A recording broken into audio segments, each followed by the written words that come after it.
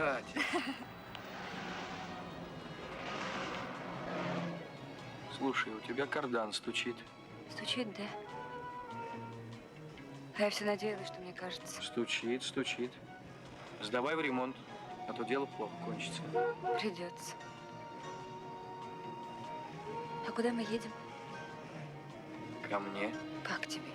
Нет, к тебе я не поеду. Перестань, трусиха. Жена с дочкой еще 5 дней будут на юге. То меня, как проклятого, отзывают, не дают догулять. Нет, Володя, это неудобно. Удобно. Посмотришь, как я живу. Но я прошу тебя, Катерина,